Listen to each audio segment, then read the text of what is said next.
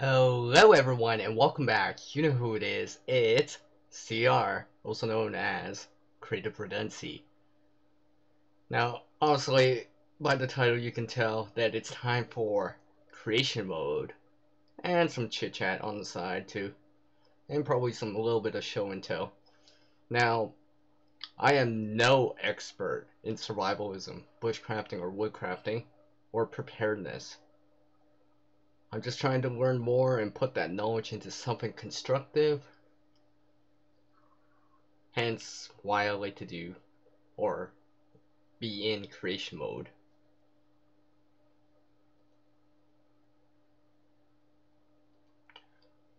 Alright. Oh, I see some people are dropping in. That's cool. Cool. Feel free to say hi and all that good stuff. Questions too. And all that awesome stuff. Alright, I'll load up a side chat here for me so I can actually see it. I'll show you guys something while in the meantime while I'm waiting, because I gotta wait for this coffee that I just made. It's almost done. So in the meantime, you guys can watch this. It'll be looped for a little bit here. This is just something small. Something really small. I thought it was kind of funny when I saw this. I was just like, I was doing like a solar video or something like that. I was just like, they were in the shade from my lens. What you're seeing on the side is actually the shade from the lens. Off to the side, up on the top left-hand corner of the screen, a little bit more would be the focal point. I think that was just because I was doing I was reheating something in the sun, solar thermal energy, and I was just like, hey, look at that! These ants are trying to take away my little noodle here.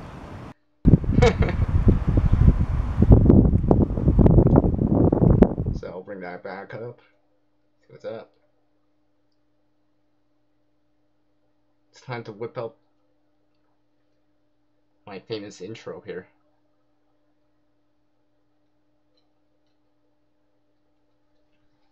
Hello! You know who it is? It's CR. Let's bring this into frame.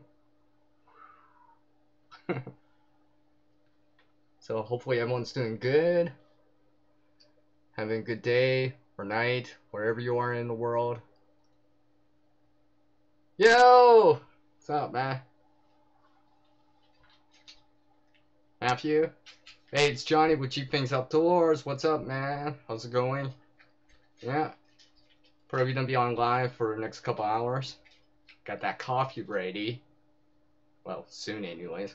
I have to go grab it in a little bit here. It's almost ready. Yeah, I can hear it. I can hear it from here. It's almost ready. I'm just waiting for it. I have some nice French vanilla flavored coffee. Of course, creation mode's always much better with coffee in my system. Hello, Puppy Brav. Hi. Thanks for dropping by. Oh, yeah. And thank you for dropping by too, Jeep Things Outdoors. Hey, it's Hugo's Cat Emergency Preparedness Lifestyle. And welcome. So yeah, like I said in the intro, let me whip this out here so you guys can see this here. I even made this just for the hell of it. Look, it's time to create with CR. I like literally just wrote this with like char cloth. Like, I could smudge it out. Hey look, my writing's erasable. Stupid white sheet, white background. Anyways. Put that off to the side. Maybe I'll reuse that or whatever. Hello, Adam Outdoors. What's up, man? Thank you for dropping by. Yo, it's TJ. TJ's in the house. Boom. There he is. uh,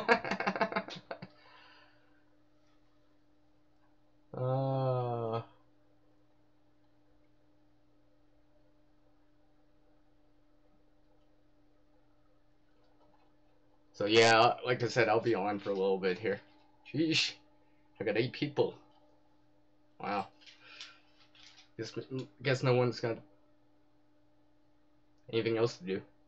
Which is great! Because you guys can join me on this creation mode.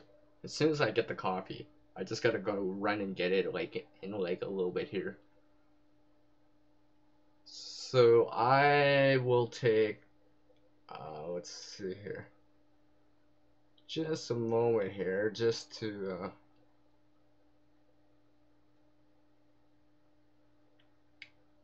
in the meantime, you guys can talk to each other, and I will be right back. And you guys can see this. Oh, by the way, I created that. Just saying. Out in the sand. So I will be right back in about a few minutes.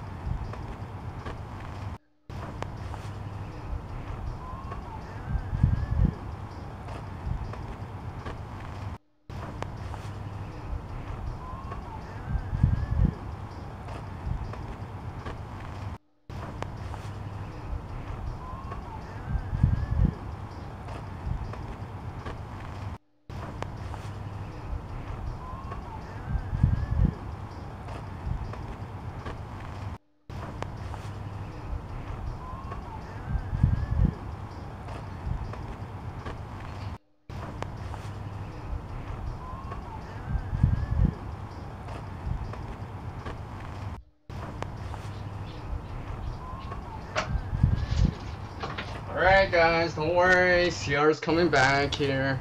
Just putting my cup down. Alright, let's see here.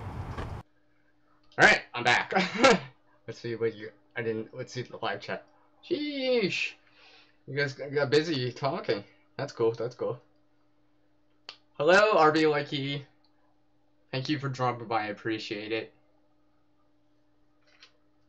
See? Jeep things outdoors. Johnny knows exactly what I mean. Coffee, right?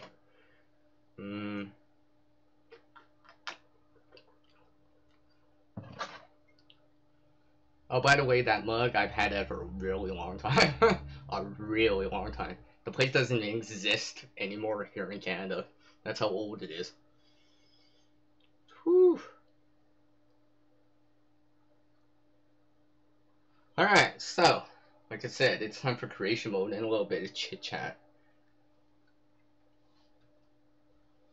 So, let's see, what am I gonna whip out first, eh?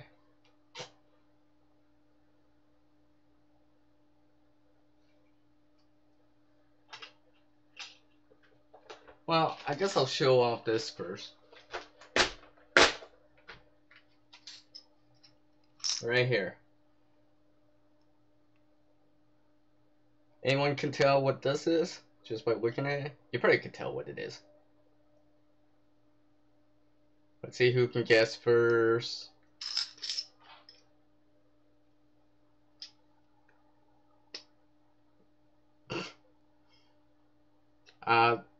Both of those comments, Johnny, are awesome. Both of them are awesome.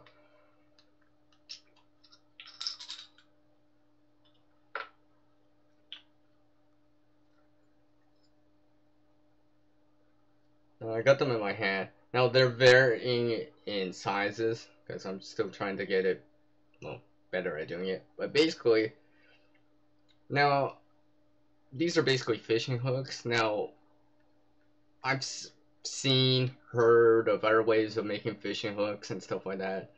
There's the bottle tab, the can tab, clothespins, paper clips. Well, some of those I've tried before, and I feel like they're too flimsy. the material, the metal isn't, it bends too easily. Now this was much harder to bend. I'll show you this one right here. The eye on it's kind of big. Here's another one that much bigger hook, but the eye's kind of big. But let's see here. Here's another one right here. I don't mind this one. I'm pretty sure it would stay on. Here's another one right here. Hello, Tack. AOK Forging and Adventures.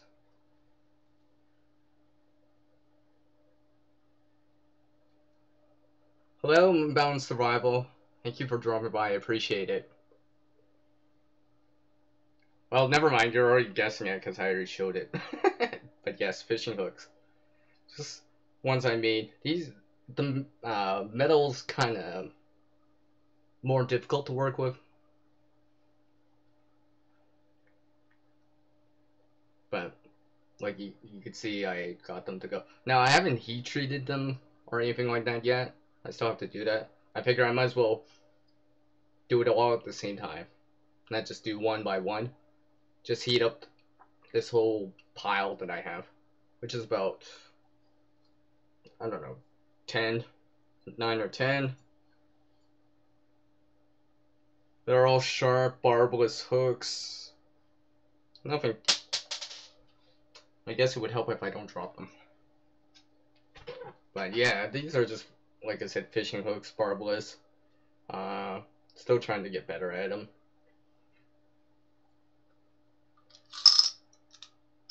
Just something I made the other day. Just made a whole pile of it.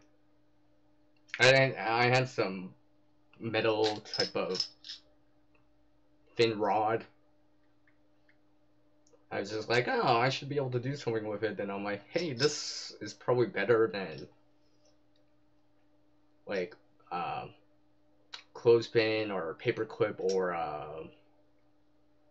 pop tab type of fishing hook. Well, I think anyway, so I'll still have to try them out, test them out, see if I can get a bite, land a fish, for example. I mean, I guess if these work, for these to work, I should be seeing bites on the line or a fish on. If I see that, I guess that'd be good indication that it could work or would work. Hey, that's quite alright, AOK Forging Adventures.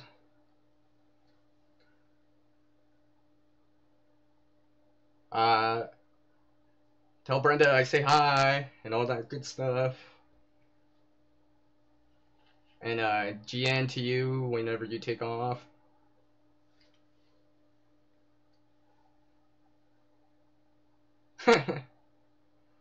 Well, one thing's for sure. I can make more of them. Because I know where I got these metal rods from. So, I just have to kind of acquire it more of them. But if I can acquire those rods, I can make more. Pretty much as many as I want. The only downside is that I guess they're not they're barbless. And hopefully I'll get better at making them more uniform and making the eye a little bit smaller. And of course, afterwards I'll probably heat treat them. Something like that.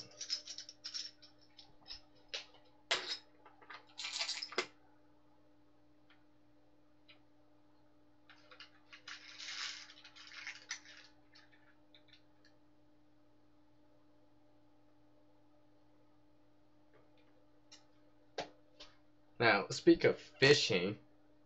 Now, this is a normal fishing hook. I didn't make this fishing hook, but I've been trying to experiment, try, practice making fishing flies. Now, this ain't done yet, by the way, but let's see who can tell what I'm trying to make from this. Show a little closer. Wish my camera would focus better. I'm actually trying to make something with this, you know. to keep busy, so to speak. But yeah, I'm trying to actually make a bee. Now what you see there is actually reflective material that's yellowish. I'm just like, well, it might work, not sure. Still have to get better at doing it. Honestly, this is my first one that I tried to make.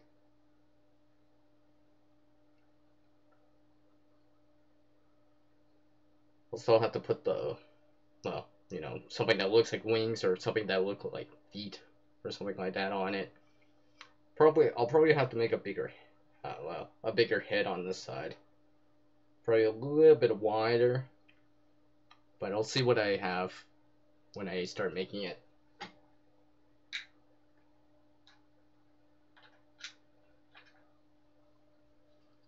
Yep, exactly. Blue, mountain survival. It's B. Yes. I was just kind of thinking. I'm like, hey, I got this scrap. Of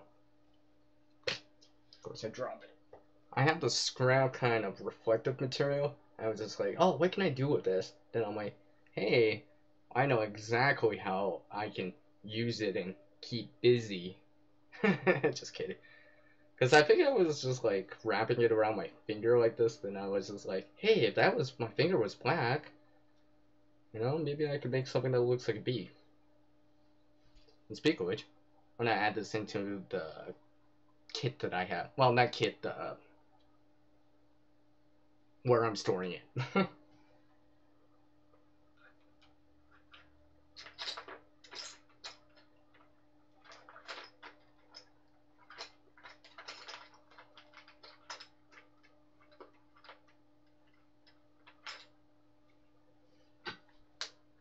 Alright, now these aren't the prettiest flies in the world, but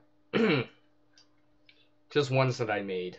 And hopefully I'll get better at doing it. Put it up here. Let me get some pliers here. Let me get some pliers here so I can hold it with the pliers.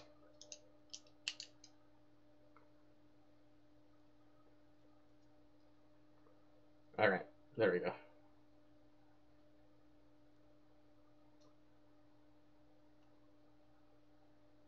Kind of can see it. No expert in doing it. Basically, I just got into doing this. Been learning more about it. Waste of time, things you can add, and stuff like that.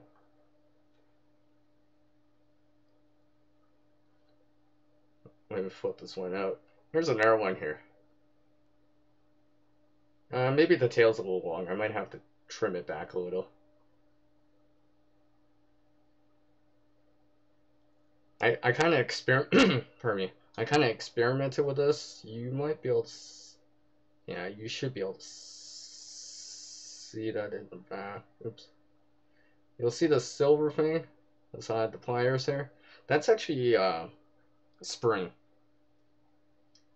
As I'm trying to figure out if there's a way to make it so when it's moving in the water, the tail would go back and forth. I don't know. I don't even know if it's possible, but yeah, I'm just trying it out. I still think the tail's a little bit too long, maybe, but a few more examples of some flies that I've been creating.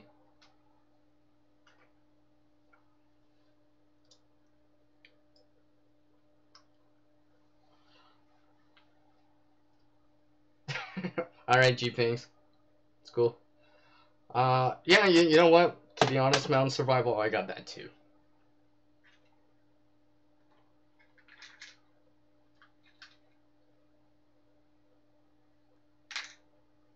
As I try not to poke myself here.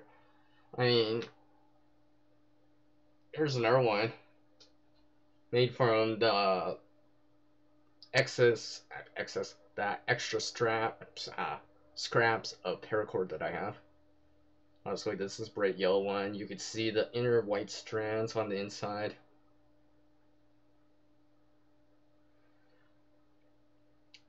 Now, I'm gonna show something after I get the coffee here, because it should be done now. Because when I went to go get it, it wasn't quite all the way done, so but I'm gonna get a glass of water to show this. I've noticed a difference.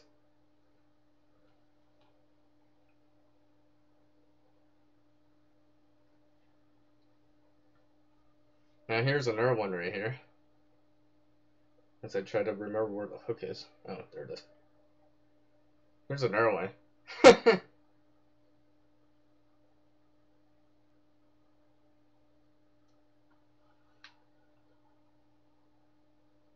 And here's another one. They're not the prettiest. But if they work, they work. If they don't, well, they don't. Oh, okay. That's awesome, mountain survival.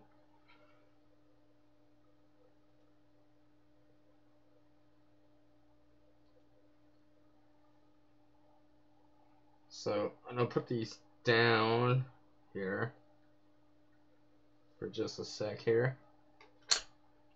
Might as well have a sip of coffee here. Oh yeah, that's good coffee, especially French vanilla flavored coffee. Yeah.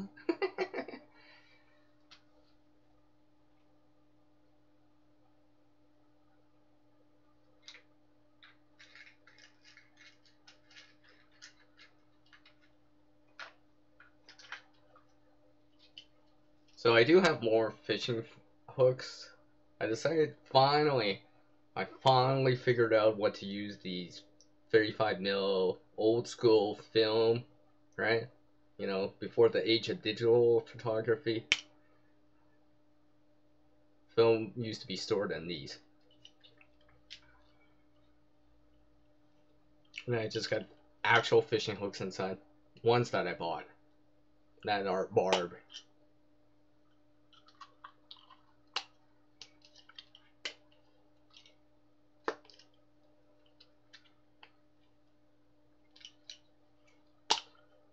As I try to get this lid back onto it.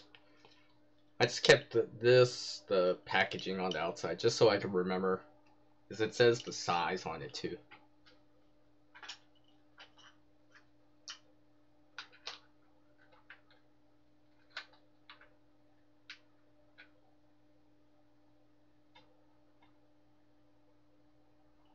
Now here's an airfly that doesn't have a hook on it yet. It's, wow, just a bunch of stuff stuck together.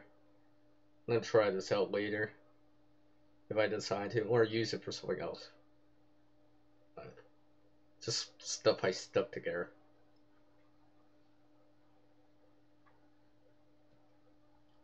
Alright. Yo, it's Spicy! Spicy's in the house! Hello, backwoods raised. And thank you for dropping by, I appreciate it.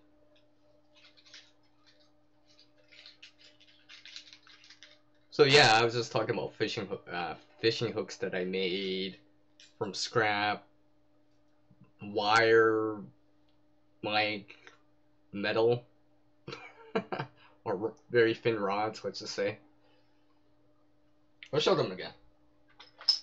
Why not? I know they're right here. Just keeping them in a medicine type of bottle or something. This clear medicine bottle just to keep it organized. I still, like I said earlier, I still have to heat treat them, and probably get better at like not dropping them. Yeah, that too. So I still have to work on trying to get the eyes smaller. And of course I just dropped one on the ground, so I gotta find it later.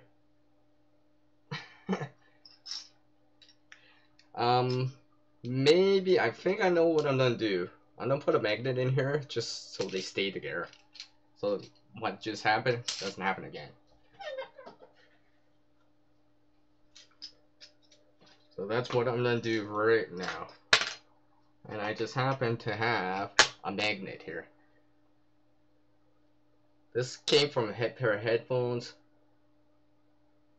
So anyone that listens to music a lot or know people that listen to music a lot, everyone that listens to music, headphones or whatever, eventually those headphones break for some reason, whatever, right? Now you could scrap the magnet and use them for, you know, whatever reason. So I'm just gonna put it at the bottom here.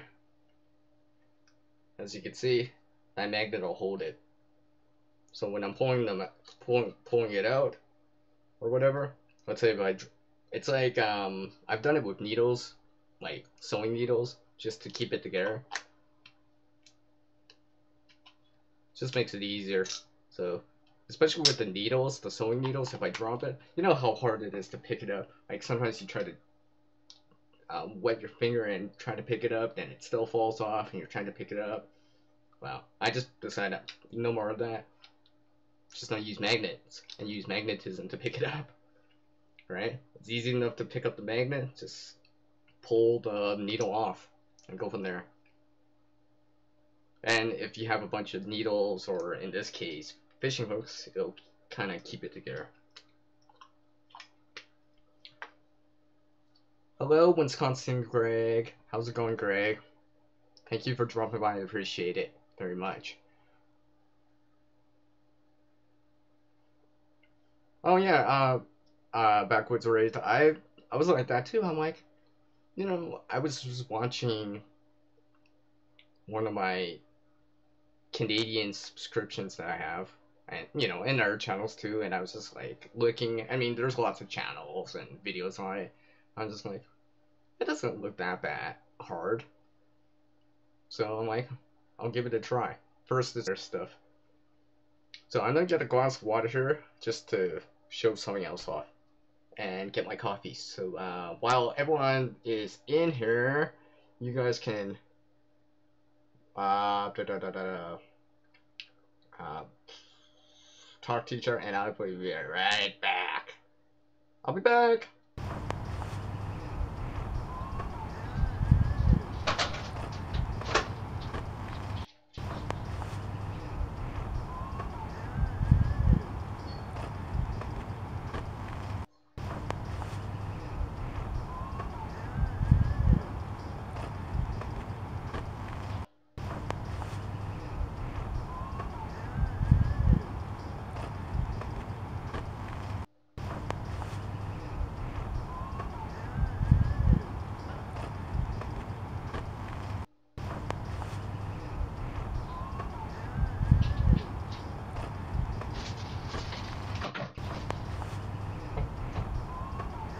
Alright guys, I am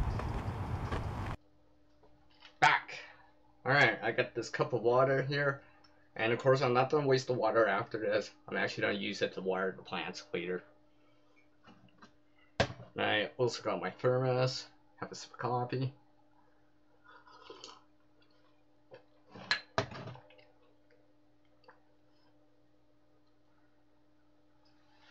So, okay, so here's the water here. Now, let me get these fishing flies out again.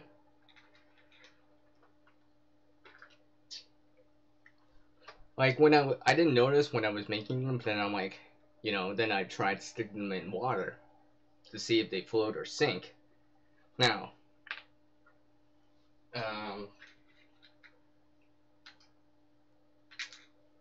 let's take the paracord one for example. Like, let's say if I fritted it out some more and stuff like that. I'll stick this in the water right now. Okay, so it floats. Oh, no, it's sinking.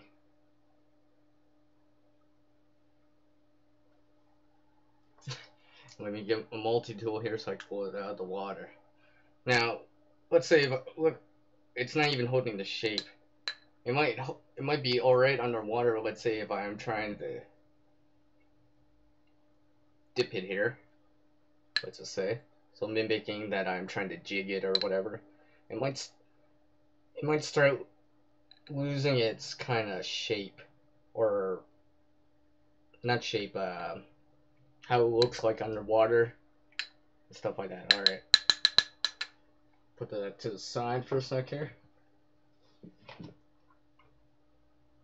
Now here's another one that I made. I'll do the exact same thing. It'll sink it. For now, it'll stay on the top of the water.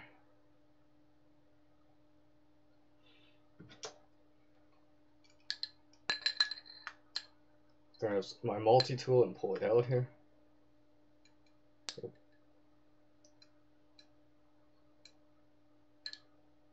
So this one might work, but as soon as I pull it out the water, you see that it doesn't hold its shape. In the water, I guess it's fine, but I guess if I'm jigging it, it might work, as you can see. Alright. Put that down for a sec here. Now, if no one's seen the ones I just showed earlier, these two right here. Now, the difference between these and the other ones that I just showed, those were using synthetic materials. Paracord, some sort of acrylic, wool-like material. Now these, on the other hand, I used goose and duck feathers instead. Now, I was remembering, I'm like, geese and ducks, they live by water, right?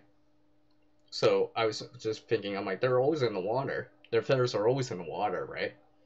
Then I'm like, hey, wait a second. That means that their feathers would naturally want to shed water. So let me put this one in here.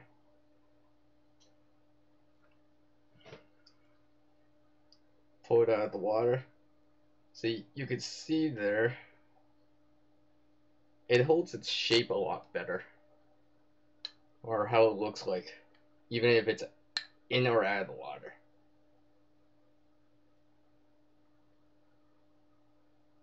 So I decided to start making them with feathers instead. Pardon me. Alright, I'll put this one, which I probably should have adjusted the tail. Drop that in the water here.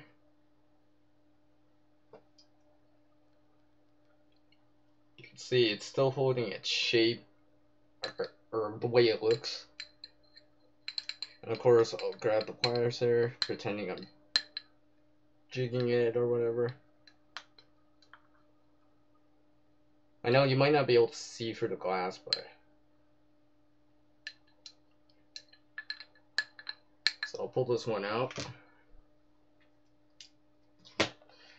And it sort of holds its, the way it looks.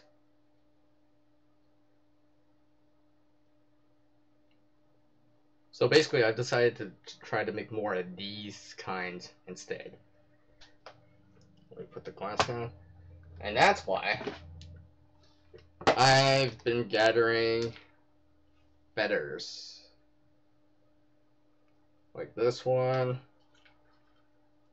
Here's one from a goose, I believe.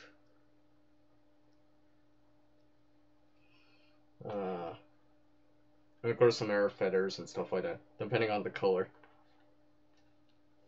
Now, I've been considering on using like hair, specifically more like animal hair, to create these. Just so, because the duck or goose feathers primary are black, so I've been looking for other sources of color. And I'm like, maybe I should try animal fur or hair. Since it's a natural type of material, it might have different characteristics, or it might behave differently in water compared to, you know, the paracord version or the acrylic versions that I made. Hello, Leo. Hello, Laura. Hola. Nice to see you. Thank you for dropping by. I appreciate it. You've been very supportive. You've been around for a very long time with me, so I appreciate it. Hooples, yeah. Feathers are cooler anyways, yeah. Yo, it's Nathaniel. So Adventures, what's up, man? How's it going? Oh, for fishing fly? Yes, yes. So yeah, I was just like thinking, I'm like, this seems better. I just have to kind of acquire the natural materials. But so every so often, I'll head down to where larger bodies of water, where ducks or geese might be, and just see if I see feathers on the ground. I'm like, hey, I can use those. I mean, like a big feather would probably make, I don't know, at least, maybe 3 or 4 fishing flies, depending how much of it I use and stuff like that.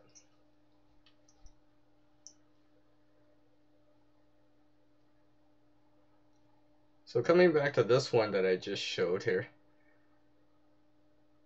you can see in there that silver part, that's a spring that I added in.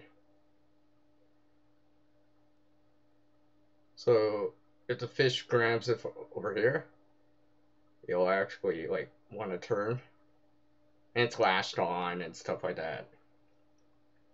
I've actually used pine pine pitch, pine glue to kind of keep it together. Let's just say. I mean, I'm pretty sure pine pitch is pretty more resistant. Because one thing I did with the spring around it, I could put the feathers into it and lash it in place. So, maybe have something similar to what I have right here. Maybe make it look like wings, I don't know. Still not the greatest at doing this, just someone just learning how to do this just by doing it, practicing, trying it out, and stuff like that. It doesn't look like any bug I know, but it doesn't have to per se look like a bug. It just gotta trick the fish to, hey, there's something to eat here, and wham, pull it out the water, kind of deal.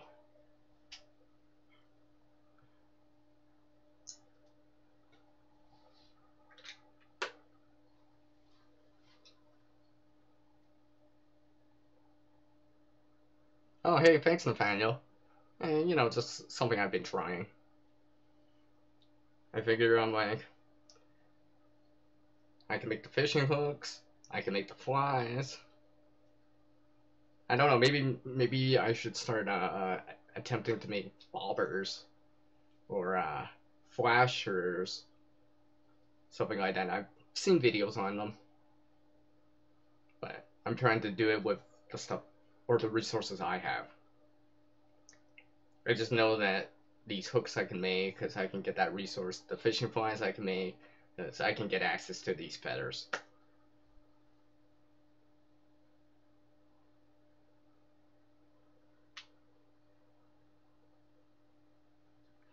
Um, let's say for the species that are around here, let's see, there's walleye, for example. Now I'm just trying these out. Whether or not they work is a different question. If I get bites or actually catch a fish, I'll have to see. Still waiting for that. Still have to try that out. But I figure I might as well try to get better at making them and stuff like that. And these additional hooks I can add in. So that way I can have a pretty good supply of it. Yeah, exactly. Exactly, Greg. Yeah, exactly. I'll just take them and just try it out.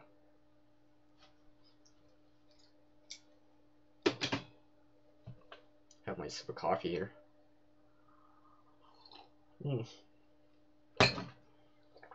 Just give me 1 sec here. Just gotta check on something. Alright. Alright, so it's time for next thing. Anytime you're doing, let's say, videos, YouTube videos, showing off, let's say, for example, a bag or whatever, or you're showing something off, remember to put the stuff away. Yeah. And when you're putting it away, make sure you put all of it away. You don't want to be showing off your survival kit and forget to put the knife back in, for example. I'm pretty sure that would not be so great if that happened. Now I got another couple fishing points that are still wet, so I'll put them to the side. I guess I can hang them and let them dry. See, that's another thing about these. Like, look at this. This is soaked right now, right? I would have to wring it out. Depending where I'm putting it, make sure it's wrung out. The ones that are made from the feathers, the water doesn't just beads off. It doesn't really, per se, soak the fly. Yeah, I'll use that. Hello, Pine. Thank you for dropping by. I appreciate the channel support very much.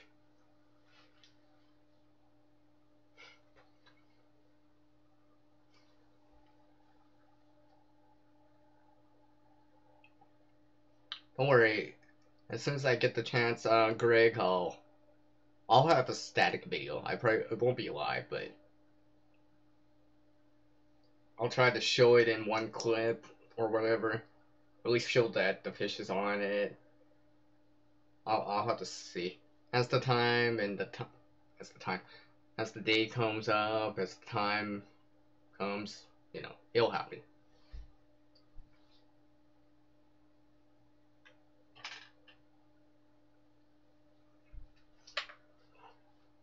Alright, so from the fishing, oh, you know, speak of which, I just realized what I just said to put the stuff back. Yeah, I forgot to put the hooks back into the container. Hold on.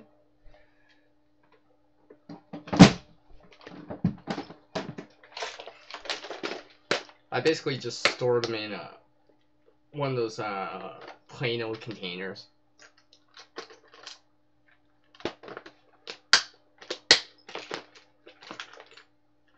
Let's see. Oh wait. See. Oh wait. See. I literally hopped on and put a frog onto it. Just cause. It would have been better if it was a fish or something, but whatever.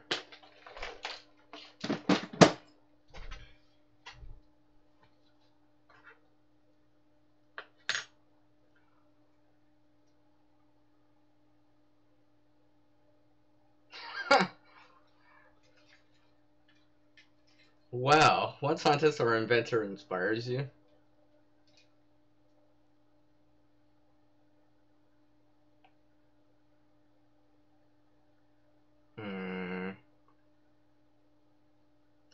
Just on the top of my head, it'd be Mr. Albert Einstein. And and maybe, to be honest, well, there's Galileo too. But Galileo's from what, the 15th century, 16th century. Basically, he's the one that kind of brought together what is known as the telescope. He made it. He actually did it on his own too. He made his own lenses, grinded his own lenses, polished his own lenses to see, you know, the moon, for example, to see that there's craters on the moon and stuff like that. He discovered the, let's see, the moons around Jupiter, for example, the 4 moons around Jupiter and stuff like that.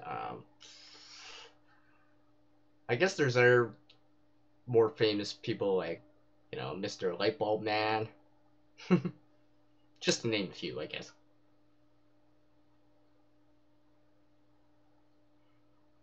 Oh, you say Tesla.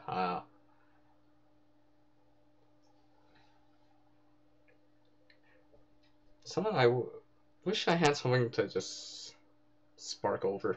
That'd be cool. Kind of good segue, but whatever. Oh, yeah. So, for anyone that's still here, I'm going to show this off finally. I'm going to show you guys how to make an improvised whistle. Now whistles are part of the kind of being noticed, grabbing attention, signaling. Now, you usually you would take, for example, like say something reflective like a mirror. Now, a mirror is probably gonna be the best option in comparison to something like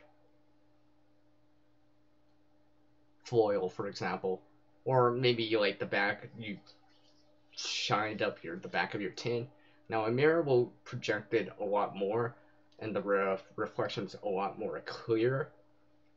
So, anyways, so pretending this would be a mirror, you'd be reflecting it, probably using this B thing, aiming it between your fingers and having your fingers lined up to whatever, like that, and bounce the light towards it, maybe flashing it.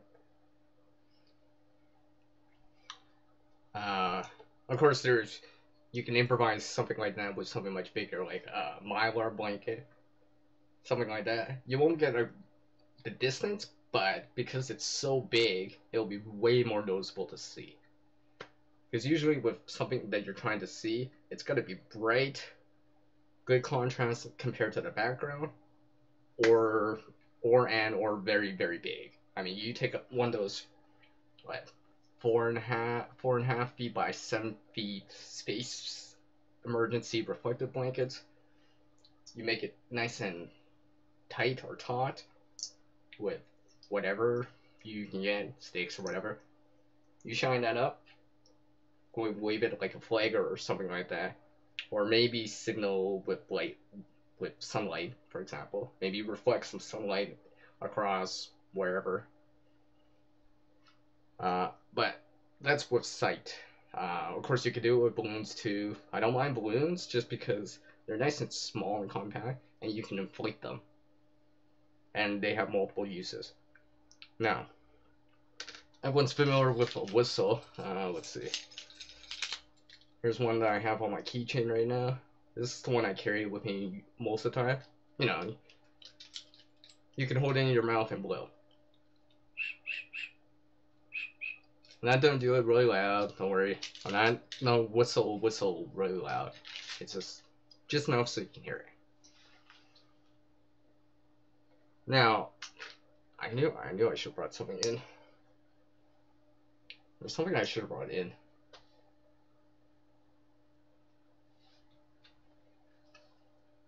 Not sure if I can do this with this.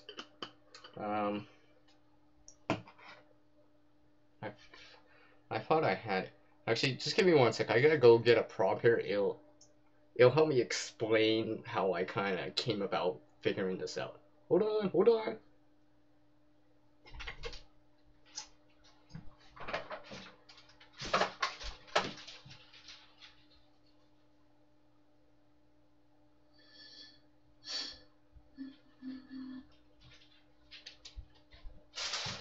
Alright, don't worry guys, I'm back. I made sure I rush it.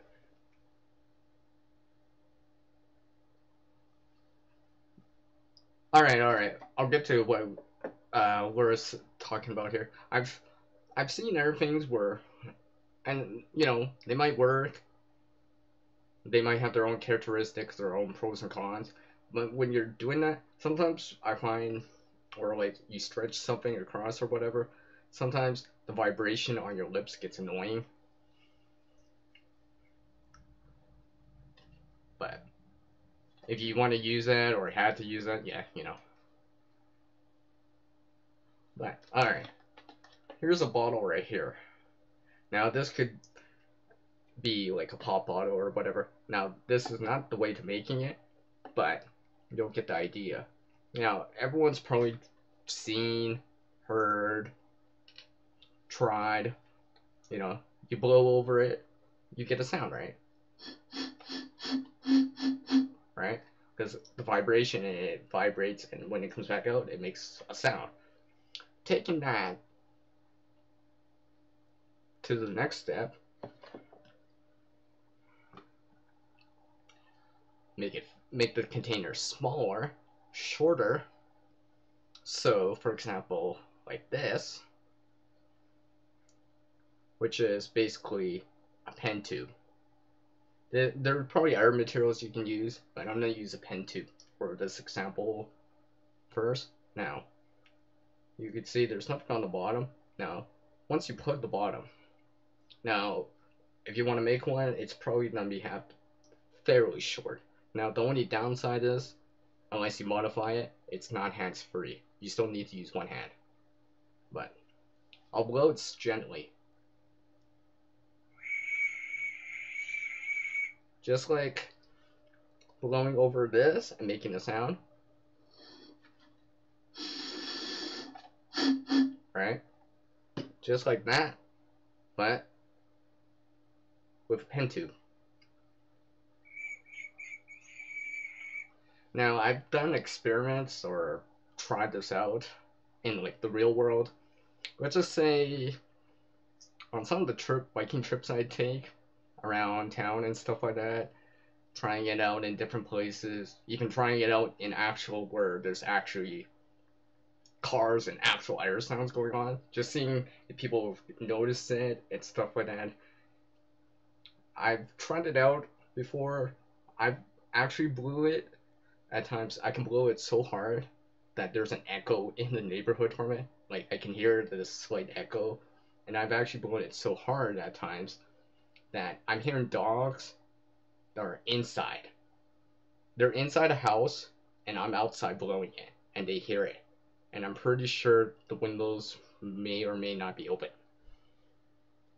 So, here's another example right here. Now, I'll put a lanyard on it. Same way that you might put cordage around a knife sheath, for example. And I've shown that many times. Same thing. I just kind of plug the bottom. Same thing.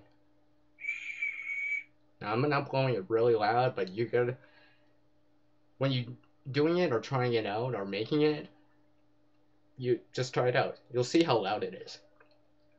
I'm not even blowing that hard.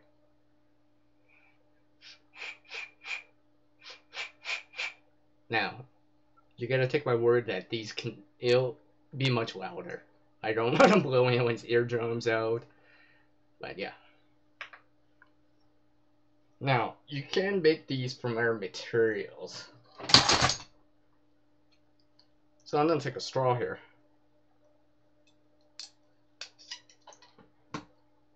Part of straw, pretending I plugged the bottom here.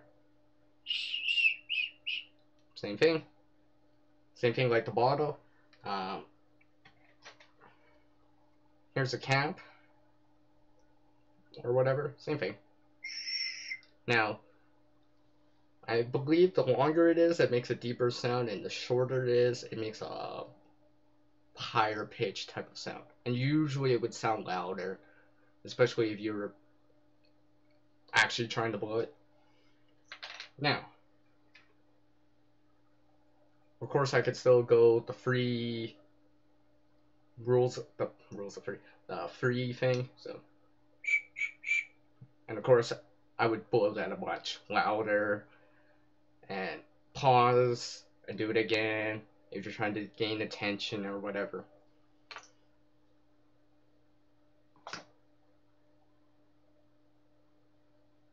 Just reading what you guys wrote. Oh, okay. Alright, cool. Hey, welcome back, Johnny. Johnny must have heard my whistling. That's why he's like, I gotta come back! CR's still on! Just kidding.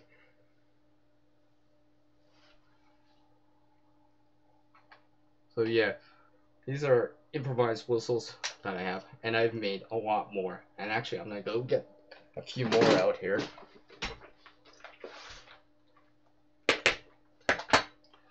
Diameter, I think so, because I think, like, basically I've been using pen tubes and straw-like tubes, because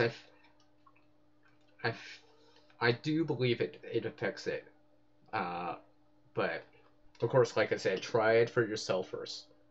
This should be like a walk in a park to create. You just gotta plug the bottom. Make sure the bottom's plugged all the way. I guess you could use tape, gum. You might be able to even use pine pitch or something like that, pine glue to put at the bottom. Hot glue. Might be able to even do it with wax, I don't know. I mean, I've had these other ones that are made from metal because they came from an LED light that I had in the past. Those are pretty loud.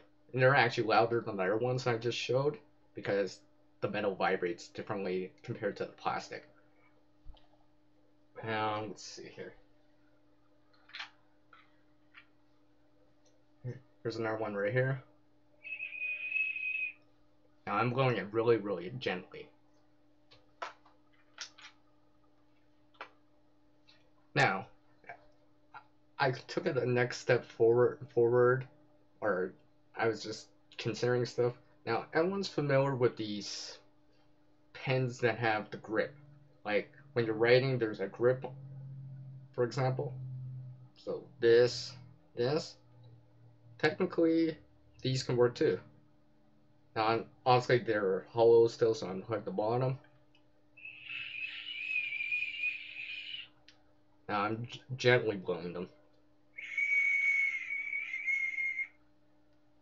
Now, their sounds might be different when you actually, like, blow them really hard. Now, some of these could be louder than others. You would have to try it out. Just see. Probably away from people. Probably in a garage or when no one's home. Because these can get quite loud. I know they can.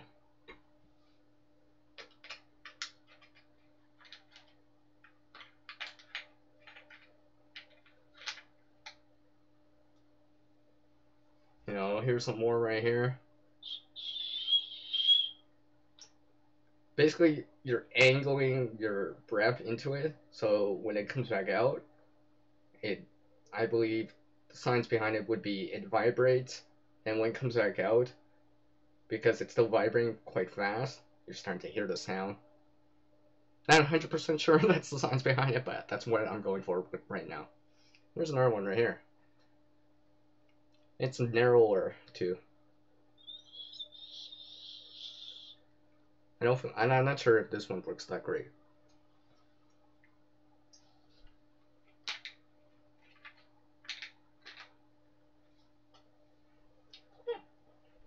See when you guys wrote. Yep, of course you're always welcome, Johnny. All the time. Okay, Pine. I'll catch you next time. Thank you for dropping by. I appreciate the support, the channel support, and all that good stuff.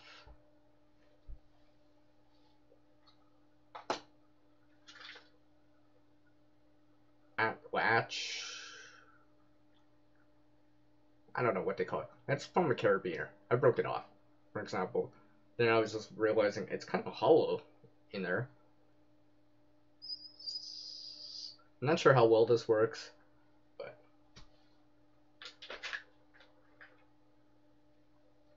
now here's another one right here. There's a rubber type of tube or whatever that's hollow. I just put it over top. So I can almost like hold on a sec.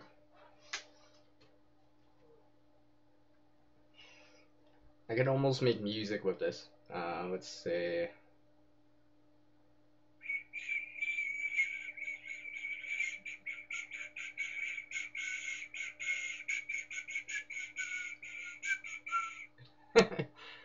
for example.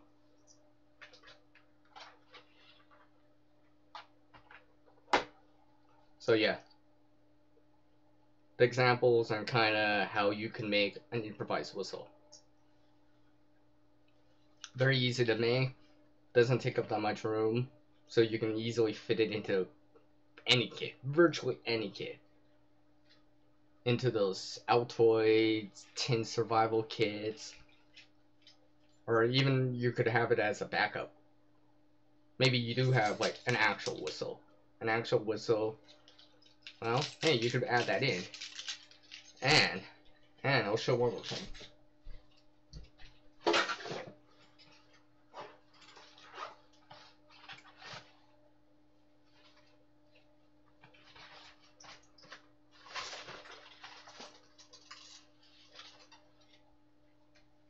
Now, I would have to go get the example, but you'll get the point from this. You can actually stick it on that stuff. Like, now this is a quick pen. It's not gonna work for this, but of course I could use this if I wanted to. But some of these pens that are like, then have the lid or whatever. I think I would have an example here.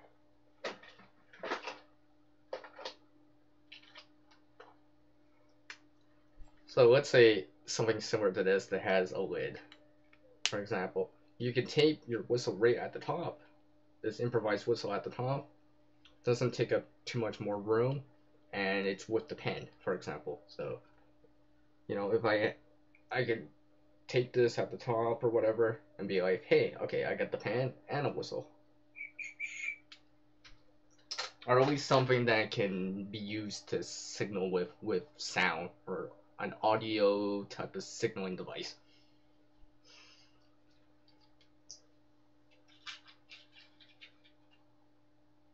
Oh, that's awesome. That's awesome, Leo Beal.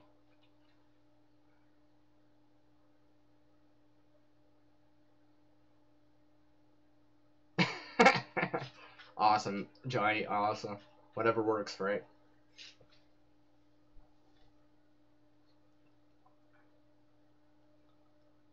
So yeah, easiest whistle to make. No excuse to not have a whistle. Or at least some way to make a signaling device. With sound anyways.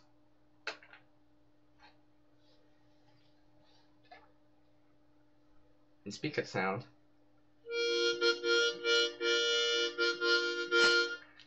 Yeah, I still gotta learn how to play this.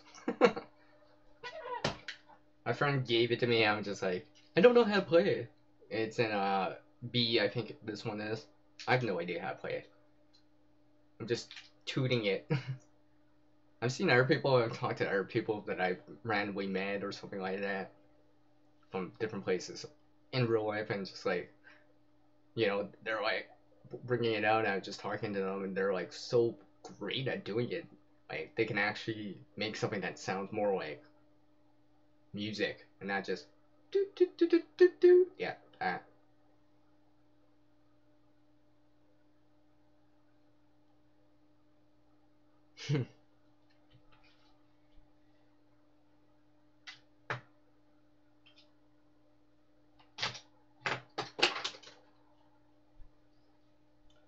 Now I'm gonna show something else here. Something I take no credit for doing this, but I have seen this, and I've talked about um, produce type of netting and stuff like that. I do have a video on that. It's one of my first type of videos I had, but another thing I've started to do is, if I can find it, hopefully I can find the example here that I had, of course. Well, you don't have to take my word for it. I can't find the example right now. So, netting like this, produce, veggie type of netting like this. Now, I'm gonna use something as an example. Is, let's say you got soap, using it for hygiene, keep clean or whatever, right? And you're by, maybe you're at home, maybe you're camping, you're out on the lake, out on the river, out on the stream, etc., etc. One of the things, and it's kind of, you see it in movies, is soap slipping out of your hand.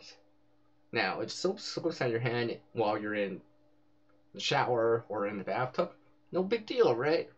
It's not to flow away or, drift away or whatever. But on open water, you drop that, it might float away from you, or you're trying to grab it out of the water, you're trying to go like this and support it and make sure it doesn't slip out. So I'm not using an eraser, for example, but use that produce knitting, put the soap inside, the soap will still come out, the water can still get to it, but you have grip on it. So you can if this was actually soap, put this in water, right? Pop it into some water, line yourself up, whatever, right? Boop, boop, boop, boop, boop, boop, boop, boop, boop, boop, boop, boop, all this sort of stuff. And it will just slowly shrink over time, obviously. And I guess the produce netting would give you a little bit of abrasive action, I guess, to a certain degree.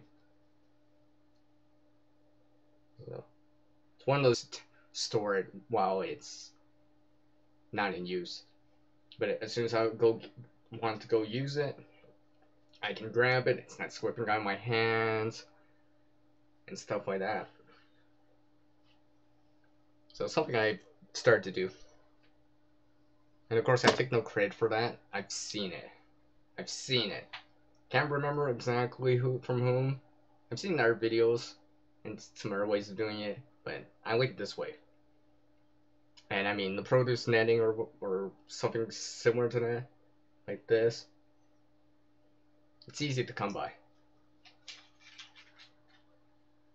Exfoliate the skin.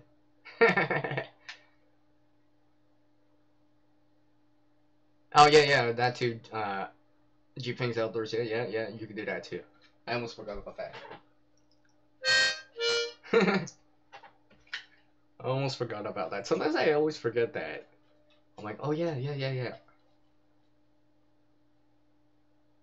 Oh, thanks, Puppy Breath. I appreciate it. Just something simple, but could be used. Alright. Now, I'm not bringing another idea out here.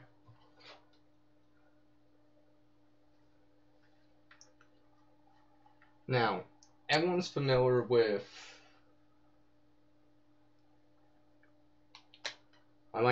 Everyone's familiar with metal water bottles.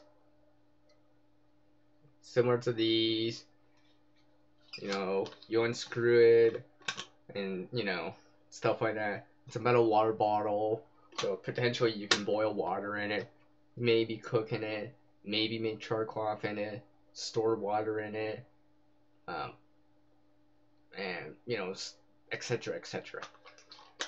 Now, one of the more common ways I've seen people doing it is, you know, and it's well known, is using a fish mouth spreader. So basically the fish mouth spreader would be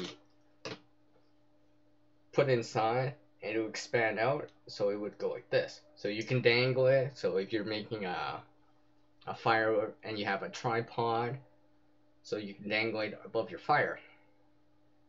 That way it's easy to get it off. And you know, the fish mouth spreader, providing there's no plastic on it or whatever, you know, it's gonna be kind of fireproof to a certain degree. Well, not everyone has a fish mouth spreader, and a fish mouth spreader is a little, I mean, I guess it's got that use of as a fish mouth spreader.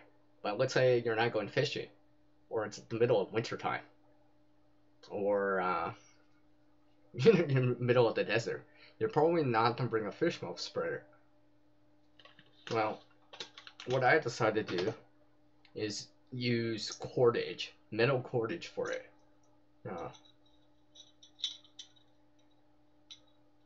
Let me set this up real quick.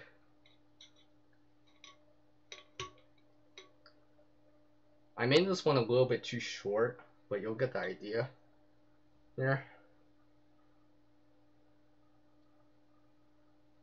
Now, I have actually used copper wire for this. Now, copper actually has a high melting point. Now, it's more flexible and malleable than steel is, but considering that I'm just holding a metal water bottle that might weigh up to, let's say, a liter is about what? I'm trying to remember. Well, let's just say a pound, right? A pound of water. I'm pretty sure the copper wire wouldn't give out. Now, I guess if you wanted to, you can make it with steel wire or whatever. And honestly, it's got to be long enough.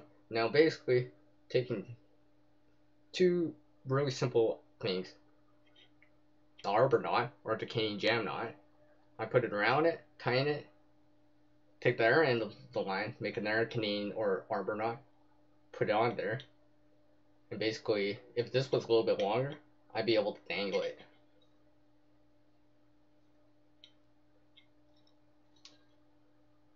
You should see there. And basically, afterwards, just wrap it back on. Now, if it's a little bit longer, you could put like a ranger band around it just to keep it together. But something like this is really convenient because I can put this on all the bottles, so it's already with the stuff. I don't have to be like, oh, did I bring that fish mouth spreader? I'm not sure. Oh crap, I left it in their bag. Or you only got one. Something like wire, like what I have, or something similar. It's quite common.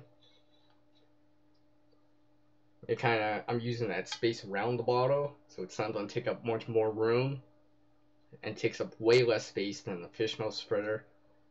The weight is next to nothing, so you're not going to increase the weight in your pack or whatever. Let's say you're evacuating or whatever, or you're trying to stay quite late as possible and stuff like that.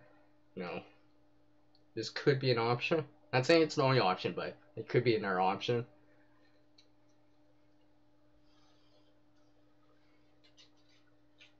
Yep. I'm just reading what you guys wrote, and I know who's popping in. And I'm dropping stuff. Hello, Butterfly Vibes. I'm just seeing what you guys wrote real quick. Yeah, I'm working on that too. Working on that too. I was already considering that. And bang! Or I mean, bang! Instant, moderator. I forgot the word already. Yeah, Leo Beal. Single wall. Honestly, you don't want anything, double walled per se, or vacuum sealed, because, you know, you heat that up, well, anything can happen.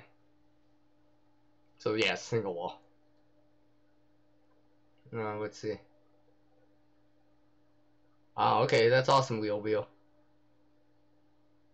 Yeah, I guess you probably could do it with something similar to snare type of wire. Now, the only, I mean, I'm still playing around with it. And as far as I remember, I've checked online and all that stuff. Copper has a relative high heat melting point, similar to steel. Although copper is a little bit more flexible, so it's easier to actually use it like cordage. Now, it doesn't have the tensile strength like steel does, but for something with just water inside with a metal water bottle, I'm pretty sure you're not gonna break it. Or at least you don't have to tug at it really, really hard.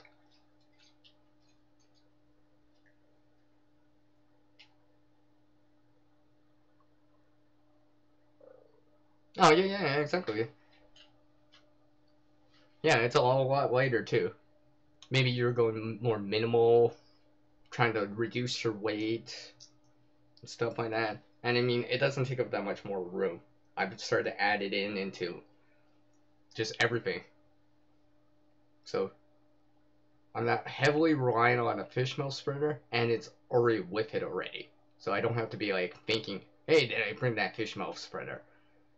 Oh no, it's in another bag. Or I bring another bag, for example. It's just kind of there with it already. And like I said, I'm using the space around the container.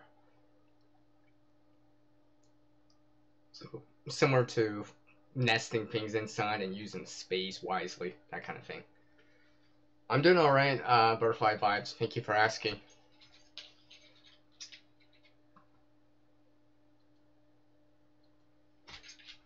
So, what is next, eh? What is next? Well, I guess I'll just do it right now. I was gonna do it later, but since I already have the metal water bottle, I'm just gonna cut a ranger band, bicycle inner tube for anyone that doesn't know. This stuff can be very useful, and basically you're reusing this from something that would, for the most part, get tossed. You know, you plugged it or whatever, or you bent the frame on a bike, right? Usually people would just toss it. Well, you can reuse it for a lot of things. Anything you can use an elastic band for, per se, you can use a Ranger band, bicycle inner tube band for. So, taking that, I'm gonna actually just put it around this bottle right here. Honestly, you would take this off before you heat it up, boil water in it. It's just gonna keep that wire from that I have on it together. So just gonna put it like that. Whenever I'm ready, if I gotta dangle it, I got that option. Because sometimes when you're putting a container into a fire, you're just trying to balance it or making sure it doesn't tip over. Because when you're boiling water, for the most part, because you're adding energy into it to heat into it to have it boil. Everyone's familiar with uh, if you've ever made pasta or something like that, the water will start shaking violently inside because of the bubbles, these big bubbles, right? So it might start shaking. And depending on what you're doing, right? If it's not stable enough, it might be like start to shake so much that it just tips over or slips out from underneath and it just puts out your fire. There's a chance for it. Where if you're just dangling it, well, obviously without the lid, whether or not you're using the fish mouth spreader or what I just showed, it would just go like this. It just shake around, and you have your flame underneath going, boiling it, and such and such. And for the most part, with fire, when you're trying to heat up something, the hottest part of the flame is just like, what, a couple inches just above the flame. So if my finger was right there, if the fire was right where my finger is, the hottest part of the flame would probably just be right below this metal water bottle, for example.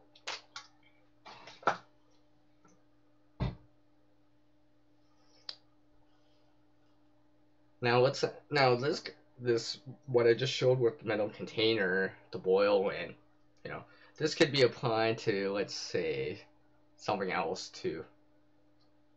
Maybe let's say you got a can, you're boiling water in a can. You could do that too, I guess. Doesn't necessarily need to be a water bottle. Could be a can too.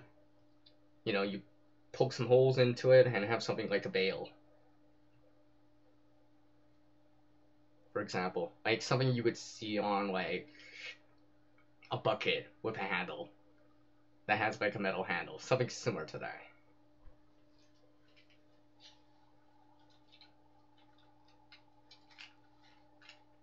That's awesome to hear, Cheap Things. I appreciate you doing that.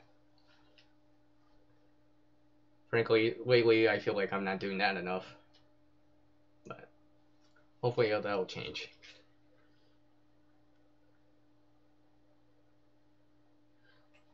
Well, what will happen is probably that the paint would flake off, burn off.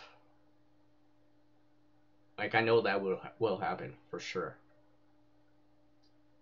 Like if you wanted to, I guess if you didn't really care about the color and you're like, I'll just have it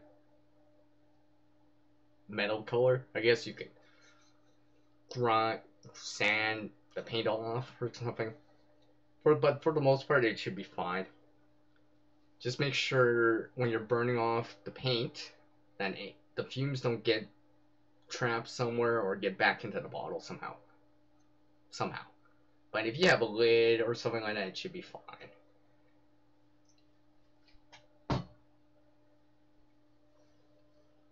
Let's see. Oh, okay, Leo.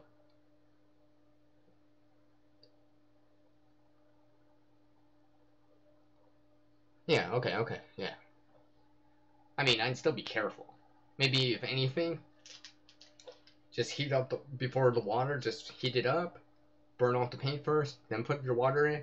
So all that paint's already gone already. You're not worrying about it. Oh, did it mysteriously get back into the water somehow? I don't know, the smoke or whatever. You know, just burn it off or sand it off beforehand. Then boil your water, cook with it. That's what I would do. If I actually had to use any of these water bottles that still have paint on them, per se, that's what I would do first. Just burn off the paint first, then put the water in, then boil the water. Or heat up the water, for example.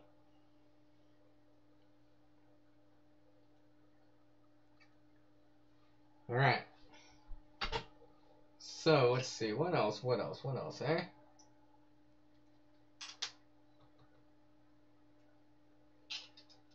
I'll show that later. I was gonna show something else here, but I've decided to wait on that. Like, these last two things I just showed are things I've been meaning to show. I actually was gonna do a video on it, but I'm like, you know what? It's creation mode, so I'm gonna do it live. And that way, you know, people can ask questions too. And anyone that has any questions about what I just showed or something like that, feel free.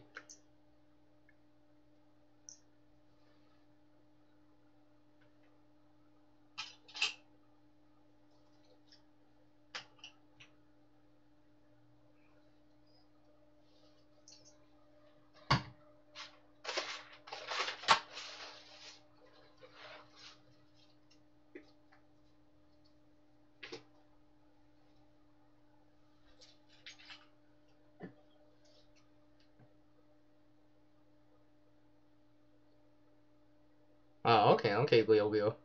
Alright, I see. Do you do any experiments dealing with chemistry and bushcraft and camping? I'm one of those people, I'm experimenting with it to either try it out, attempted to try it out, testing something. So, I mean, just so I know, be like, hey, am I wasting my time in this creation? Or am I not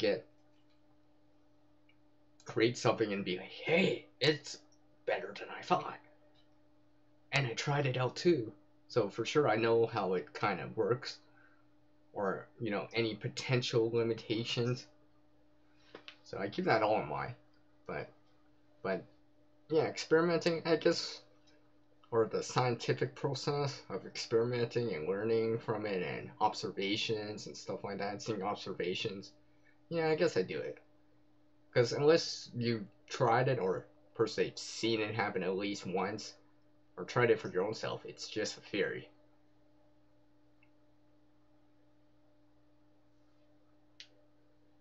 Alright, Jeep Things Outdoors, thank you for dropping by. I appreciate your channel support very much. And I'll catch you next time, Mr. Jeep Things Outdoors. Just kidding.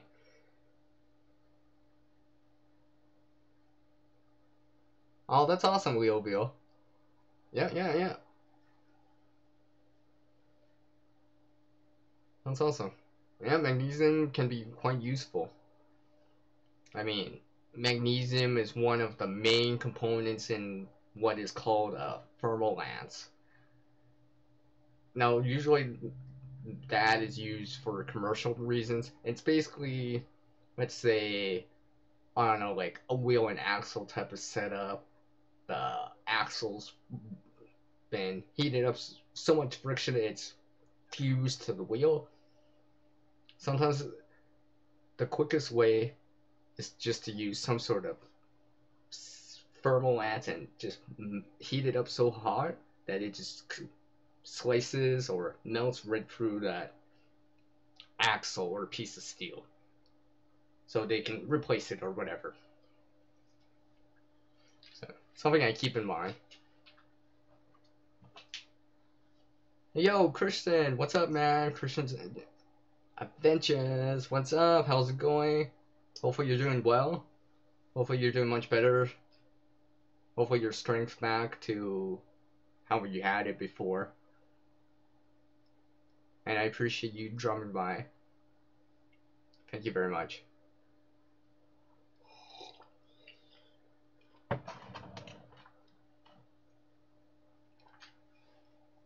Oh, yeah, you're right. I've noticed that too. Some of this magnesium, when it, maybe it's just me, but it looks different when it burns. I'm pretty sure that magnesium is supposed to burn white, so I keep that in mind. I've shown another magnesium bar from the dollar store. It burnt more of a yellowish color with my own eyesight in the real world. The camera just didn't quite pick it up.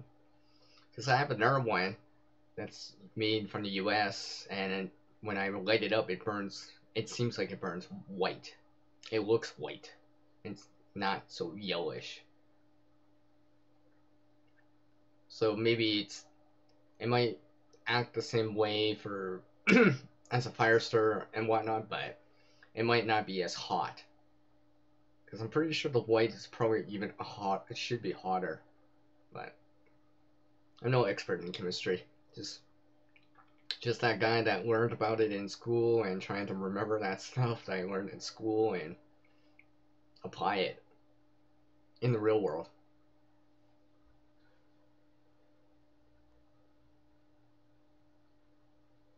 Leo Beal, I am the one that creates. And besides, you don't get creativity without CR. Yeah.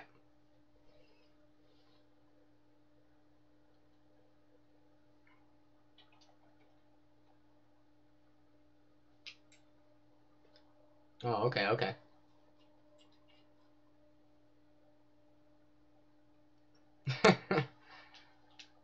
That's okay. That's okay. Sometimes I forget to specify who I'm talking to. I know sometimes the user of the channel thinks you're talking to them, but they're talking to someone else. When not putting initials or a channel or the big @ sign in plus name of channel, where you get the red text on the screen. So, for example, if I put, right, I would see this as red for me, but no one else would. Only the channel associated with that ad would see it, right? So you put that big ad, for example, you would see, so I know sometimes it doesn't trigger it, so you would have to put the name in all the way, but something like that. For example, right? I'll use Wheel as an example there. It didn't give me this pop out that says, "Oh, that you mean that name?" I actually had to rate it all the way out. I know sometimes with some of these error channels, I'm like, you can't do that, so I would have to spell it out all the way, type it out all the way, or copy and paste it. What's up, Jeff? What's up? It's very nice to see you again. It's been a while, I know that for sure. It's been a very long time. Jeff's been with me for a while. I know you haven't been by, per se, leaving comments. I'm not sure if you watched any of the videos. I'm assuming you have. You probably just didn't leave a comment, which is cool. I do appreciate when people drop by and stuff like that. Hello, Lady Luck. How's it going? Why not? Why not? Because everyone's always welcome in the creation mode. So yeah, hi, yep. Oh yeah. I remember that. I'm sorry, I didn't specifically watch the video. I saw the title, thumbnail. I'm sorry I didn't drop by to actually see it. So forgive me for that. But I did know about that. So yeah, that's awesome. That's awesome. Hopefully your new place, home, it's just like your old one, but maybe better.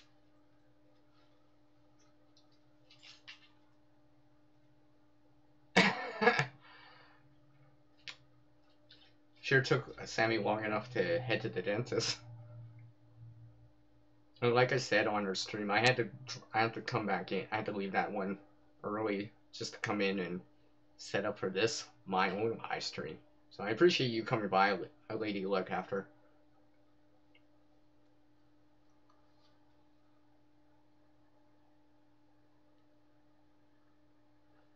You know, that seeing that GIF always reminds me of, what's it called? NBC? I've heard about Coeur d'Alene, Idaho. It's like I would hear it on the American channels or something like that. So I guess I kind of know where that is. If only I actually knew like American geography, like I do Canadian geography.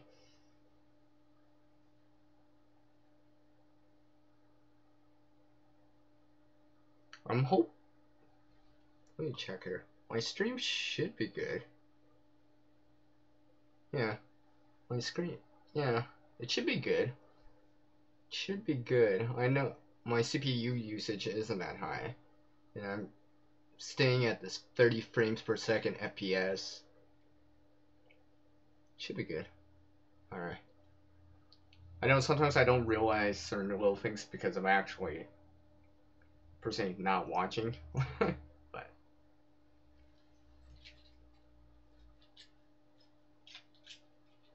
oh, no problem, no problem, no problem. Yeah, I mean, like, if I gotta leave a live stream, you see me. I make a grand entrance and I make a really grand exit. But, you know, I understand people are busy. I always appreciate people just dropping by, right? Maybe it's for a minute, maybe it's for 2, maybe it's for 5. Hey, but that's better than not dropping by at all and spending no time with your community, your subscribers, etc., etc. The people that channel support you, leave you those awesome comments, constructive comments, and all that stuff. Okay. I know sometimes I forget because I'm watching when I'm recording, so I'm not playing it back. So sometimes I don't realize if something's going on. And I have the side chat hiding my part of my OBS screen, so I can't see that number on the corner unless I alt it out. Oh.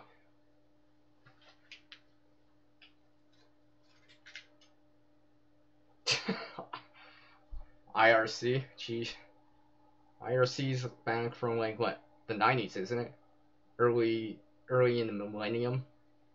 I never really did get into IRC, but I know about it.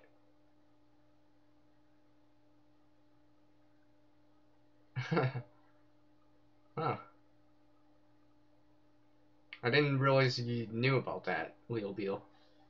But that's awesome. It's awesome to learn a little bit more about people. I think this is why I put this live stream up as creation mode and chit chat, because I kind of figured there would be a little bit of side chit chat and stuff like that.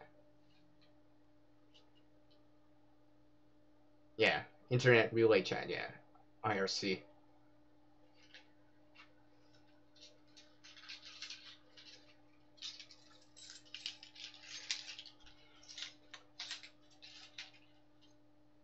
Hmm.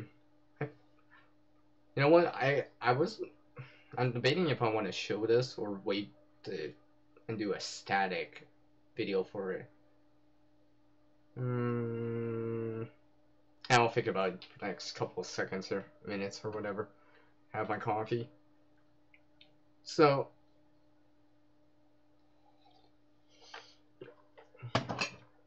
like I always say, feel free to channel support each other, but remember, the best channel support is not just hopping on that bus. I mean, we've all done it, or at least some of us have. I've stopped doing that, I'm glad. But the best channel support at times is not only hopping on that bus, but actually going to watch a video from whoever, right? Channel ABC, for example, or XYZ, for example, and not only hopping on the bus, but leaving some sort of constructive type of comment, even if it's just one video. Because if you're subbing to a channel, for example, I mean, you're subbing there because you want to see the content. You want to see them. You whatever it is. Even if it's just you're only interested in one of the videos, hey, that's still one video. I mean, some people or channels have multiple playlists or multiple things that they show. And sometimes even with me, I don't watch everyone's content. There's a lot of it. But if I'm really interested in it, I will go and watch it because I want to watch it, because I want to learn from it. It's entertaining. So, I mean, I don't just watch, per se, survival, bushcraft, or preparedness type of videos. There's other videos, too, that I watch. Like, the creation type of videos out there.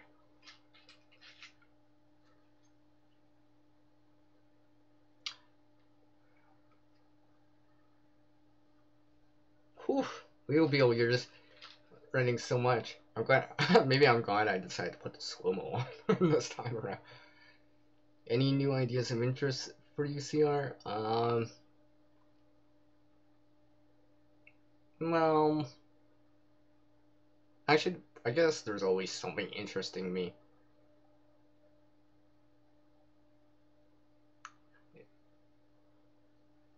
There's one thing I've decided to come back to remembering anyways, is, well, it's known as 6 simple machines. The wheel and axle, pulley, incline plane, screw, lever, or to gain leverage, and I always keep forgetting the last one. Well, anyways, I'm getting back into remembering that stuff and trying to, if I'm building something, for example, that needs to do something, I'm remembering. Oh yeah, the wedge. How could I forget the wedge? Which is basically 2 incline planes together. But yeah, I'm remembering that stuff. I mean, I remember learning about that stuff in school. I mean, more recently, I created this platform with like some scrap wheels or whatever. I didn't think of it anything at first, but that creation randomly made a job, like literally years later after creating it, much easier to do. Basically, I was helping a friend sand a deck, right? Backyard type of deck. They had to sand it down before painting. So they only had like a belt sander. So basically, that first night, it was so annoying. Like everyone knows that a belt sander goes forward. You gotta apply pressure down so you can actually sand and remove the excess paint, because you can't start painting over that, or you don't want to, because you want to get back down to base wood. So that way, you can apply your paint directly onto wood, not paint on paint on paint. Well, basically, using this example, I created something with wheels, because when I was thinking about it, it didn't even clue into me that night until the next day, because the next day when I brought it, for the same amount of work that we did the night before, that took more people, more frequent breaks, I did it all on my own in the same amount of time, in less than half the time. But basically, there's the jeez, the sander, right? And basically it was turning, and basically what I did, I made a platform so I could sit more comfortably. That was on wheels, which just happened to fit in between the planks of the decks perfectly. Like, I didn't even plan it that way because, like I said, I made this beforehand. Basically, I sat on it, I applied pressure to my side with the belt sander, and because the belt sander is going one way, it was very annoying when beforehand because like the belt sander wants to keep going forward on me, like because of the rotation, but I gotta apply pressure downwards so it actually does the sanding part of it. So, but basically, when I bought the the wheel type of mini platform cart, I basically could sit down, apply pressure downwards, and to prevent myself from rolling forward all the time on it, I just put my foot down like a brake.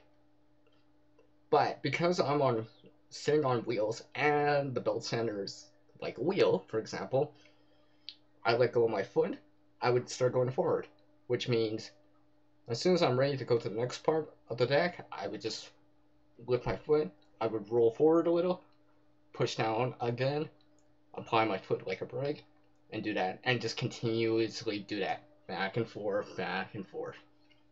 I found that really easy to do, and I mean, like, that's just something I made from scraps, even before the problem. I was like, wow. I still have it out. I still have that. I'm definitely keeping that.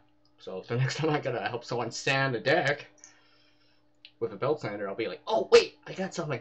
I got something, man. I know it works because I tried it already. So, but hey, sometimes the simple things, the simple machines can be very, very useful. So yeah. Do I like dark or like coffee? Both. Let's just say both, Jeff. Let's see. What do you guys are in here? I like sweet, smooth coffee. Leo Beal says. You drink that 3-in-1 kind of stuff. Oh yeah, that has both cream and the sugar part. Yeah, okay. I know sometimes I put those meal replacement things into my coffee, such as, you know, like vanilla. So I can make something that tastes like French vanilla, but isn't per se French vanilla. But that's just something I do. Such as this right here.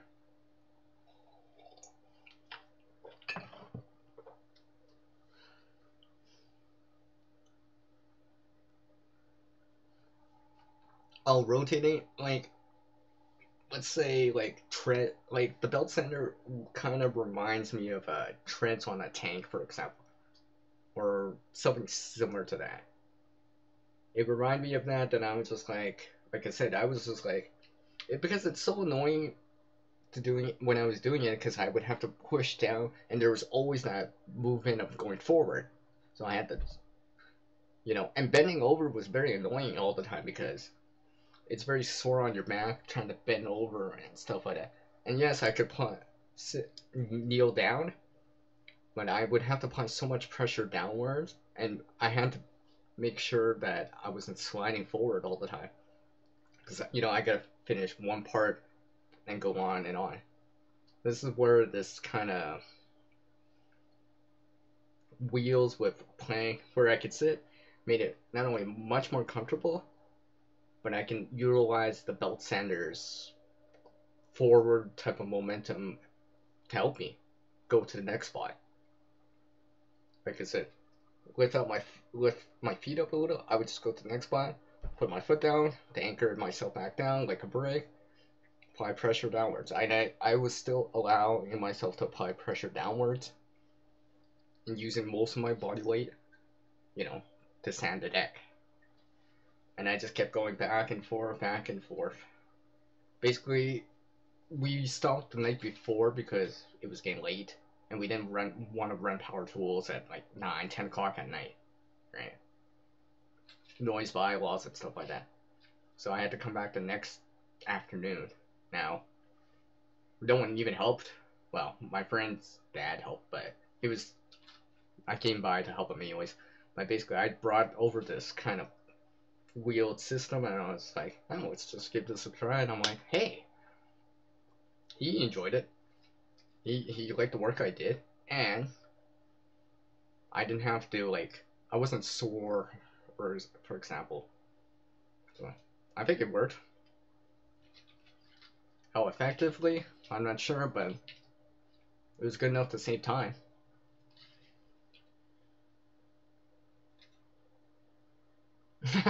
Wheel, I'm pretty sure I like doing that. You know, sometimes I'll go out and just find scraps, scavenge something, stuff like that. Especially stuff that's like free or broken already, because it gives me an opportunity to experiment with it, whatever it is, XYZ material, X ABC cordage or whatever, and be like, hey, I can experiment with this, see for myself, because you never know. Sometimes you'd be surprised at times, because at times when I'm doing stuff or creating something, I'll be like, oh wow, I never realized this worked. You know what? You persuaded me, Laura. I'm actually not sure.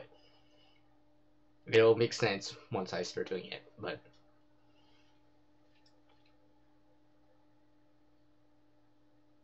Oh, okay, Leo Bill. Okay. Well,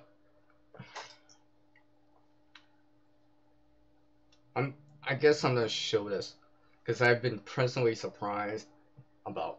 Now, everyone's familiar with ferrods or magnesium bars that have the the magnesium bars that have the ferrorod on the top, right? This is the one from the dollar store that I've shown before. I got some now. People are probably gonna ask. I've shown this before too. This is just cordage, zipper chains in it. Jeez, it almost looks like my quality's down there. Right? So basically, this is just on there. Of course, you know, I modified the striker so it actually does strike, but you know. Now, one thing I like to do now is with a lot more of my tools, let's say multi-tool like this. Let's see. I got an old Gerber multi-tool right here, for example.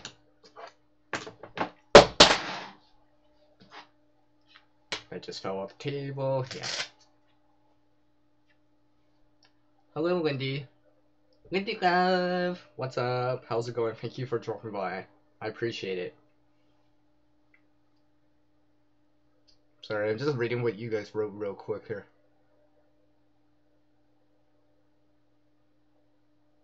Oh, hey, that's awesome to hear a story like that, Leo Beal. But anyways, so coming back to the multi-tools, or like this right here.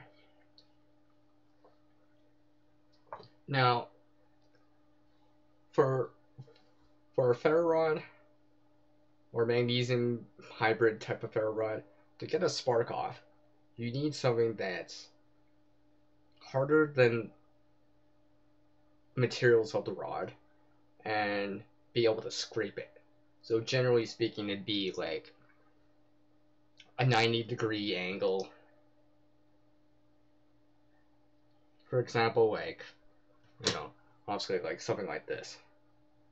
You won't see that, but you know, it's a 90-degree angle. It's flat on here, right? So it's a 90-degree angle. So when you're scraping it, the friction plus the little pieces of the ferro rod join up with the oxygen and you get a spark or ignition, which, you know, you can ignite whatever, you know, cotton ball, simple as cotton ball, as complicated or as hard as natural materials like Maya dust, fat wood, or pencil, or wood shavings, for example. Well, one thing I decided to do is take the multi-tools that I have and apply and grind certain parts of the tools.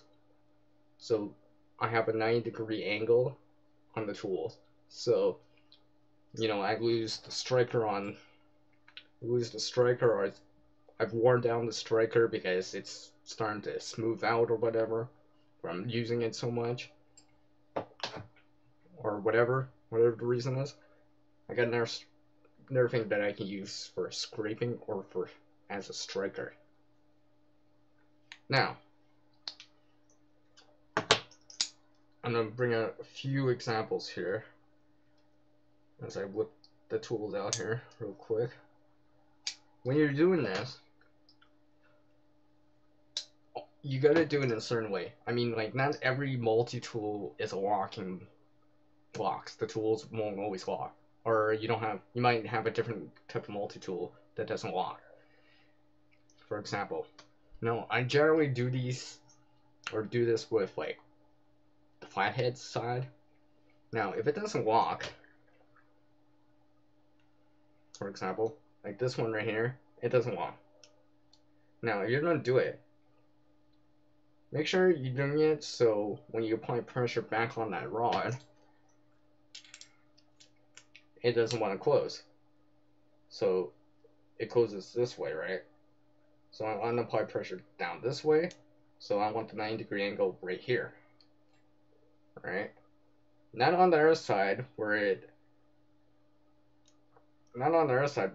I apply pressure downwards to get a strike. Nope, it's gonna fold back or close. So of course, yeah. So here's that Gerber multi-tool again. Same thing. Same thing. There's an air multi-tool, same thing. There's a 90-degree angle right here. So I can use it. I'm not actually scraping it, but you know, that's great when you have a multi-tool. It gives you more options. I mean, I can use that depending on how good the 90-degree spine is. I can use it on wood or something to scrape wood. Something like that. Maybe. So, let's see.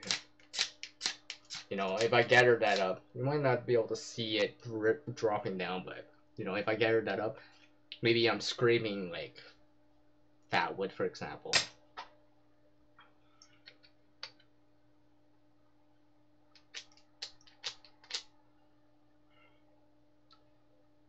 Speak of fat wood, you guys who are watching right now are gonna get a sneak peek here. This is actually fat wood. Oh, and I can make sparks from it.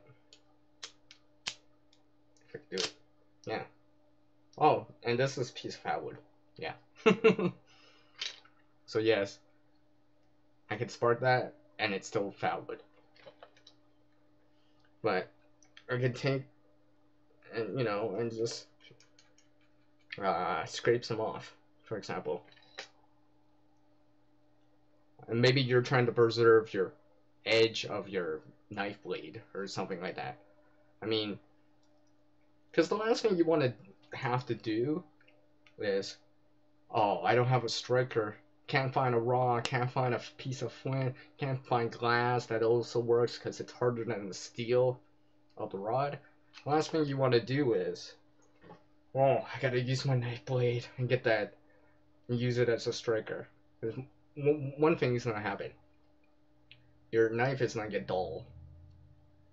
And a dull knife is more dangerous and it does less work and it's more, you have to apply more effort. So instead of coming to that situation, for example, on a multi-tool, like what I just shown, like this right here, I don't have to come to that. It won't come to that because I already prepared it or planned ahead and made a 90-degree spine on a different part of the multi-tool.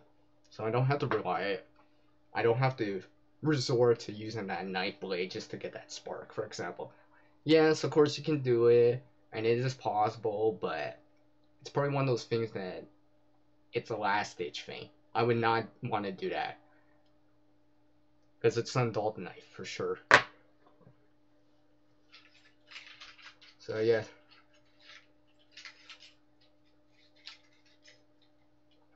Anyways, let's see here. Oh, okay, hey, thanks, Lady Luck. Oh, okay, okay. Wendy Love, thank you. Oh, yeah. Gotta remember that too, Leo Bill. So, for the most part, now it's not always, but for the most part I've seen, the backs of saws could be used, or you might have to like sand it or grind it down to get a 90-degree spline, but some of them, they just do it. They're already angled at the right spot where it's a 90-degree spline, and in theory, you can use that as a striker too for a ferro rod. Or one of these magnesium ferro rod combo thingies. And of course, having that extra striker means, hey, I can scrape the magnesium bar if need be too. So I've done that with a few the multi-tools I have.